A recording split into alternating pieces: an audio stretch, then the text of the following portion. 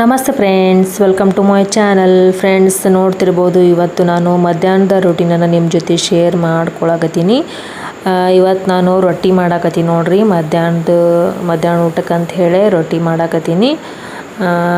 ರೊಟ್ಟಿ ಮಾಡೋಕ್ಕಿಂತ ಮುಂಚೆನೇ ಹಿಟ್ಟನ್ನು ನಾದ್ಕೊಂಡು ಈ ರೀತಿ ಎಲ್ಲನೂ ಉಳ್ಳಿ ಕಟ್ಕೊಂಡು ಇಟ್ಕೊಂಡು ಅಂತಂದ್ರೆ ಮಾಡಲಿಕ್ಕೆ ಈಸಿ ಆಗುತ್ತೆ ಅಂಥೇಳಿ ಗ್ಯಾಸ್ನೂ ಕೂಡ ಉಳಿತಾಯ ಮಾಡಬಹುದು. ಆಮೇಲೆ ನಾವು ಹಿಟ್ಟು ನಾದ್ಕೊಂಡು ಇಟ್ಕೊಂಡು ಆಮೇಲೆ ಒಂದೊಂದು ಉಳ್ಳಿ ತೊಗೊಂಡು ಕಟ್ಕೋತ ಮಾಡಿದ್ವಿ ಅಂತಂದ್ರೆ ಗ್ಯಾಸ್ನೂ ಕೂಡ ವೇಸ್ಟ್ ಆಗುತ್ತೆ, ಟೈಮು ಹಾಳಾಗುತ್ತೆ.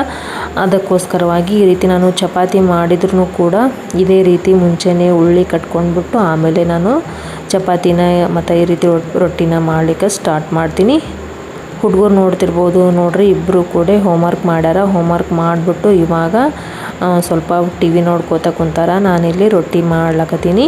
ರೊಟ್ಟಿ ಮಾಡಿಬಿಟ್ಟು ಅವರಿಬ್ಬರಿಗೆ ಊಟ ಹಾಕಿ ಕೊಡಬೇಕು. ಪಲ್ಯ ಇವತ್ತು ಬದ್ನಿಕಾಯಿ ಪಲ್ಯ ಮಾಡಿ ನೋಡ್ರಿ. ರೊಟ್ಟಿ ಜೊತೆ ಬದ್ನಿಕಾಯಿ ಪಲ್ಯನ ಹಚ್ಚಿ ಊಟಕ್ಕೆ ಕೊಡ್ತೀನಿ ಹುಡುಗರಿಗಿಬ್ಬರಿಗೆ. ಅದರಲ್ಲಿ ಇವಾಗಂತ್ರ ಬ್ಯಾಸಿಗೆ ಸ್ಟಾರ್ಟ್ ಆಗ್ಯದಲ್ಲ ಫ್ರೆಂಡ್ಸ್, ಆದಷ್ಟು ಚಪಾತಿ ಮತ್ತು ಈ ರೀತಿ ಅಂದ್ರೆ ಗೋಧಿಯಿಂದ ಮಾಡಿದ್ದ ಅಡುಗೆನ ಆದಷ್ಟು ಕಡಿಮೆ ಮಾಡಬೇಕು. ಯಾಕಂದ್ರೆ ಬಿಸಿಲು ಒಂದಿರ್ತದಲ್ಲ, ಈ ರೀತಿ ಗೋಧಿಯಿಂದ ಮಾಡಿದ ಅಡುಗೆ ಮತ್ತಷ್ಟು ಹೀಟ್ ಅನಿಸುತ್ತೆ. ಹಾಗಾಗಿ ಈ ರೀತಿ ಮಧ್ಯಾಹ್ನದ ಹೊತ್ತಲ್ಲಿ ಈ ರೀತಿ ನಾವು ಜೋಳದ ರೊಟ್ಟಿನ ಈ ರೀತಿ ಮಾಡ್ಕೊಂಡು ತಿಂದ್ವಿ ಅಂತಂದ್ರೆ ದೇಹಕ್ಕೂ ಕೂಡ ತಂಪು ಅನಿಸುತ್ತೆ ನೋಡ್ರಿ. ಹಾಗಾಗಿ ನಾನು ಮಧ್ಯಾಹ್ನ ಹೊತ್ತಲ್ಲಿ ಆದಷ್ಟು ನಾನು ರೊಟ್ಟಿನ ಮಾಡ್ತೀನಿ. ಸಂಜೆಗೆ ಆದ್ರೆ ಒಂದು ಟೈಮ್ ಚಪಾತಿನ ಮಾಡಿ ಇಡ್ತೀನಿ. ಸಂಜೆಗೆ ಅಂತಂದ್ರೆ ಹಸ್ಬೆಂಡ್ ಅದೆಲ್ಲ ಬಂದಿರ್ತಾರೆ, ಅವ್ರಿಗೆ ಚಪಾತಿ ಮಾಡಿಕೊಡ್ಬೇಕಲ್ಲ, ಹಾಗಾಗಿ ಸಂಜೆಗೆ ನಾನು ಚಪಾತಿ ಮಾಡ್ತೀನಿ. ಇವಾಗ ಮಧ್ಯಾಹ್ನಕ್ಕೆ ಅಂಥೇಳಿ ನನಗೆ ಮತ್ತು ಹುಡುಗರಿಗಿಬ್ಬರಿಗೆ ಅಂಥೇಳಿ ರೊಟ್ಟಿನ ಮಾಡಿ ಕೊಡ್ತೀನಿ ನೋಡ್ರಿ. ಈ ರೀತಿ ನಾನು ರೊಟ್ಟಿನ ಮುಂಚೆನೇ ಮೊದಲಿಗೆ ಒಂದು ಸ್ವಲ್ಪ ಈ ರೀತಿ ಕೈಯಿಂದ ತಟ್ಟಿಬಿಟ್ಟು ಆಮೇಲೆ ನಾನು ಲಟ್ಟಣಿಗೆ ಸಹಾಯದಿಂದ ತೀಡ್ತೀನಿ ನೋಡ್ರಿ. ನನಗೆ ಕೈಯಿಂದ ಬಡಿಲಿಕ್ಕಂತ ಹೇಳಿ ಬರೋಂಗಿಲ್ಲ, ಅಂದ್ರೆ ಅಷ್ಟೊಂದು ರೊಟ್ಟಿ ತೆಳ್ಳಗಾಗಂಗಿಲ್ಲ ಮತ್ತು ಜಲ್ದಿ ಮಾಡ್ಲಿಕ್ಕೆ ಬರೋಂಗಿಲ್ಲ. ಅಂದ್ರೆ ಕೈಯಿಂದ ತಟ್ಟಿದ್ನಿ ಅಂತಂದ್ರೆ ರೊಟ್ಟಿ ಹಿಗ್ಗಂಗಿಲ್ಲ ಜಲ್ದಿ.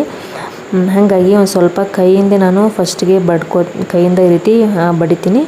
ಆಮೇಲೆ ಅದೊಂದು ಸ್ವಲ್ಪ ಅಗಲಾದ್ಮ್ಯಾಗ ಆಮೇಲೆ ನಾನು ಬೆಲ್ಲಣಿಗೆ ತೊಗೊಂಡ್ಬಿಟ್ಟು ಅದನ್ನು ರೊಟ್ಟಿನ ಎಷ್ಟು ದೊಡ್ಡದು ಬೇಕೋ ಅಷ್ಟು ದೊಡ್ಡದನ್ನು ಮಾಡ್ಕೋತೀನಿ ನೋಡ್ರಿ. ಈ ರೀತಿ ಲಟ್ಟಿಸಿಬಿಟ್ಟು ನಾನು ಎಷ್ಟು ದೊಡ್ಡದು ಬೇಕೋ ಅಷ್ಟದನ್ನು ನಾನು ಮಾಡ್ತೀನಿ. ನಾನು ರೊಟ್ಟಿ ಯಾವಾಗಲೂ ಇದೇ ರೀತಿ ಮಾಡ್ತೀನಿ. ನನಗೆ ಇದೇ ರೀತಿ ಮಾಡಿ ರೂಢಿ ಆಗ್ಯದ. ಹಾಗಾಗಿ ನಾನು ಇದೇ ರೀತಿ ಬೆಲ್ಲಣಿಗೆ ಸಹಾಯದಿಂದ ರೊಟ್ಟಿ ಮಾಡ್ತೀನಿ ನೋಡ್ರಿ.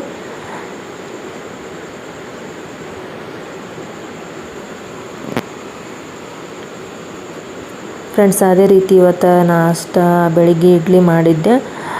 ಹುಡುಗರು ಮತ್ತು ಹಸ್ಬೆಂಡ್ ಎಲ್ಲರದ್ದು ನಾಷ್ಟ ಆಯಿತು. ನಾಷ್ಟ ತಿಂದ್ಬಿಟ್ಟು ಹಸ್ಬೆಂಡ್ ಅದೆಲ್ಲ ಹೊಲಕ್ಕೆ ಹೋದರು.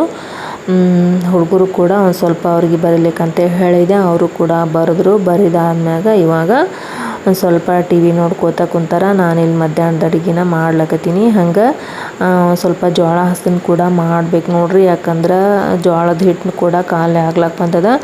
ಮುಂಚೆ ಆದ್ರೆ ಸ್ವಲ್ಪ ಜೋಳದ ಹಿಟ್ಟು ಬರ್ತಿತ್ತು. ಯಾಕಂದ್ರೆ ಜಾಸ್ತಿ ರೊಟ್ಟಿ ಮಾಡ್ತಿದ್ದಿಲ್ಲ. ಇವಾಗ ಹುಡುಗರು ಅದೆಲ್ಲ ಮನೆಯಾಗೆ ಇರ್ತಾರಲ್ಲ, ಹಾಗಾಗಿ ಮತ್ತು ಮಧ್ಯಾಹ್ನದ ಅಡುಗೆನೂ ಮಾಡಬೇಕಲ್ಲ ಅಂಥೇಳಿ ಮಧ್ಯಾಹ್ನ ರೊಟ್ಟಿ ಮಾಡ್ತೀನಿ ಜಾಸ್ತಿ. ಹಾಗಾಗಿ ಜೋಳದ ಹಿಟ್ಟು ಜಾಸ್ತಿ ಖರ್ಚು ಆಗ್ಲಕತ್ತದ ನೋಡ್ರಿ. ಇದು ದೋಸೆ ಹಿಟ್ಟು ಇಷ್ಟು ಉಳ್ದದ, ಅದನ್ನು ಮಿಕ್ಕಿದ ಹಿಟ್ಟನ್ನು ಮತ್ತು ಸಂಜೆಗೆ ಇಡ್ಲಿ ಹಿಟ್ಟು ಅಷ್ಟು ಉಳ್ದದ, ಮತ್ತು ಸಂಜೆಗೆ ಮಾಡಿಕೊಟ್ರೆ ಆಯ್ತಂತ ಹೇಳಿ ಅಷ್ಟೇ ಇಟ್ಟೀನಿ. ಇದು ನೋಡ್ರಿ, ಇದು ನಿನ್ನಿದು ಚಪಾತಿ ಉಳಿದಿತ್ತು. ರಾತ್ರಿ ಚಪಾತಿ ಮಾಡಿದ್ನಲ್ಲ ಅದು ಉಳಿದಿತ್ತು ನೋಡ್ರಿ. ಹಂಗೆ ನಿನ್ನಿದು ಬಟಾಟೆ ಪಲ್ಯ ಉಳಿದಿತ್ತು.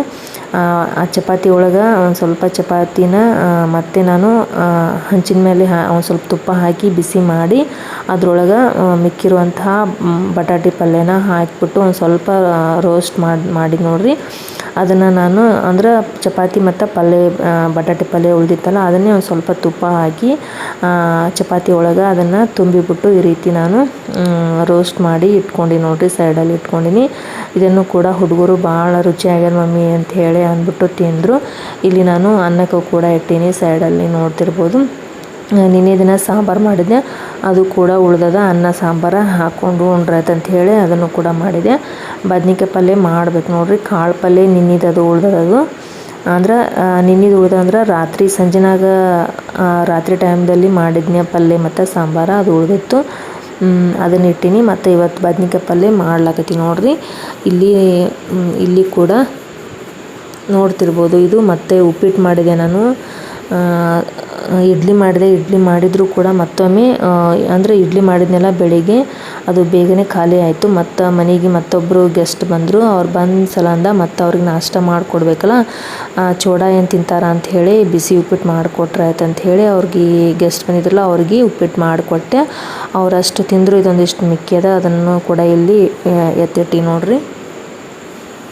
ಅಂದ್ರೆ ಉಪ್ಪಿಟ್ಟಾದ್ರೆ ಒಂದು ಸ್ವಲ್ಪ ಹೊಟ್ಟೆನೂ ತುಂಬ್ತದ ಅಂಥೇಳಿ ಉಪ್ಪಿಟ್ಟನೇ ಮಾಡಿಕೊಡಮ್ಮ, ಅವ್ರು ಉಪ್ಪಿಟ್ಟನೇ ಮಾಡಿಕೊಡಮ್ಮ ಅಂತಂದರು. ಹಾಗಾಗಿ ಅವ್ರಿಗೆ ಉಪ್ಪಿಟ್ಟು ಮಾಡಿಕೊಟ್ಟು ನೋಡ್ರಿ.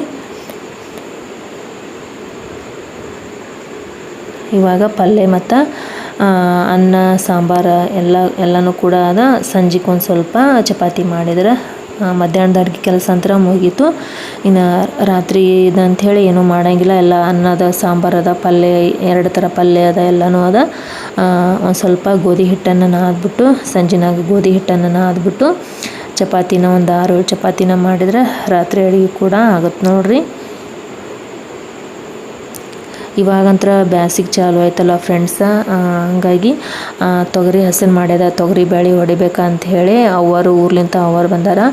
ಅವರು ಮತ್ತು ನಾನು ಕೂಡ ತೊಗರಿ ಹಸನ್ ಮಾಡಿ ತೊಗರಿನ ನಾವು ನೀರಿಗೆ ಹಚ್ಚೇವಿ. ತೊಗರಿ ನೀರಿಗೆ ಹಚ್ಚಿ ಒಂದು 3-4 ದಿನ ಅವಕೂರ್ನ ಬಿಸಿಲಲ್ಲಿ ಚೆಂದಾಗಿ ಒಣಗಿಸ್ಬೇಕು ನೋಡ್ರಿ.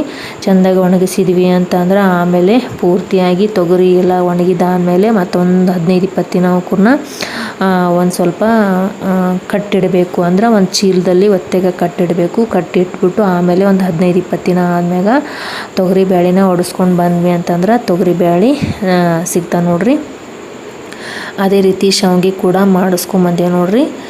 ಅಂದರೆ ಬ್ಯಾಸಿಗೆ ಚಾಲು ಆಯ್ತಲ್ಲ ಫ್ರೆಂಡ್ಸ, ಎಲ್ಲನೂ ತೊಗರಿ ಬೇಳೆ ಒಡಿಸ್ಕೊಳ್ಳೋದು ಮತ್ತು ಕಡ್ಲೆ ಬೇಳೆ ಹೊಡ್ಕೊಳ್ಳೋದು ಮತ್ತು ಶಾವ್ಗೆ ಮಾಡಿಸ್ಕೊಳ್ಳೋದು ಇವೆಲ್ಲ ಮಾಡ್ಬೇಕು ನೋಡ್ರಿ. ತೊಗರಿ ಬೇಳೆ ಅವಕೂರ್ನ ನೀರಿಗೆ ಹಚ್ಚೇವಿ, ಅವಕೂರ್ನ ಒಯ್ದು ಮೇಲ್ಗಡೆ ಹಾಕಬೇಕು. ಶಾವ್ಗೆ ಕೂಡ ಮೊನ್ನೆ ದಿನ ಶಾವ್ಗೆ ಕೂಡ ಮಾಡಿಸ್ಕೊಂಡು ಬಂದೇವಿ. ಅವಕೂರ್ನು ಕೂಡ ಒಣಗಿಸಿಬಿಟ್ಟು ಎಲ್ಲನೂ ಡಬ್ಬಿಗೆ ಹಾಕಿ ಪ್ಯಾಕ್ ಮಾಡಿಟ್ಟೇವಿ ಶಾವ್ಗೆ ಮಾಡಿಸಿ. ಈ ರೀತಿ ಬ್ಯಾಸಿಗೆ ಚಾಲು ಆಯಿತು ಅಂತಂದ್ರೆ ಈ ಮನೆಯ ಕೆಲಸದ ಜೊತೆಗೆ ಮತ್ತು ಇದೊಂದು ಕೆಲಸ ಎಕ್ಸ್ಟ್ರಾ ನೋಡ್ರಿ. ಏನೂ ಮಾಡೋಕ್ಕಾಗಂಗಿಲ್ಲ. ಯಾಕಂದ್ರೆ ಬಿಸಿಲು ಇರ್ತದಲ್ಲ, ಚಲೋ ಹೊತ್ನಾಗ ಬಿಸಿಲು ಬಿದ್ದಿರ್ತದೆ ಅಂಥೇಳಿ ಎಲ್ಲನೂ ಕೂಡ ಮಾಡ್ಕೋಬೇಕಾಗತ್ತೆ. ಒಮ್ಮೆ ಮಾಡಿ ಇಟ್ಕೊಂಡ್ವಿ ಅಂತಂದ್ರೆ ಒಂದು ವರ್ಷ ಪೂರ್ತಿ ಕೂಡ ಇಟ್ಟು ತಿನ್ಬೋದು ನೋಡ್ರಿ. ಕುರುಡಿಗೆ ಹಪ್ಪಳ ಅದನ್ನೇನು ಮಾಡೋಂಗಿಲ್ಲ ಫ್ರೆಂಡ್ಸ. ಯಾಕಂದ್ರೆ ಹೋದ ವರ್ಷ ಮಾಡಿದ್ದ ಹಪ್ಪಳ ಮತ್ತು ಕುರುಡಿಗಿನೇ ಇನ್ನೂ ಅದಾವು. ಅವಕೂರ್ನ ಅವೇ ಅಂದ್ರೆ ಹೋದ ವರ್ಷ ಜಾಸ್ತಿ ಮಾಡಿದ್ನಿ, ಅವೇ ಇನ್ನೂ ಮಿಕ್ಕ್ಯಾವು. ಹಾಗಾಗಿ ಕುರುಡಿಗೆ ಹಪ್ಪಳ ಅದೇನೂ ಮಾಡೋಂಗಿಲ್ಲ. ಇವೇ ತೊಗರಿ ಬೇಳೆ ಒಂದು ಸ್ವಲ್ಪ ಒಡಿಸ್ಕೊಳ್ಳೋದು ಮತ್ತು ಕಡಲೆ ಬೇಳೆ ಒಡಿಸ್ಕೊಳ್ಳೋದು. ಅದೇ ರೀತಿ ಶಾವ್ಗೆ ಕೂಡ ಇವೇ ಇಷ್ಟು ಮಾಡ್ಲಕತ್ತೀನಿ ನೋಡ್ರಿ. ಮತ್ತು ಅವರು ಬಂದಾರ, ಅವರು ಕೂಡ ಇಲ್ಲೇ ಮಾಡಿಸ್ಕೊಂಡು ಹೋಗ್ತಾರೆ. ಯಾಕಂದ್ರೆ ಅವ್ರದ್ದು ಮನೆಯಿಂದ ಮತ್ತು ಮಿಷಿನ್ ಅದು ಊರಿಂದ ಭಾಳ ದೂರ ಆಗುತ್ತೆ. ಅಂದ್ರೆ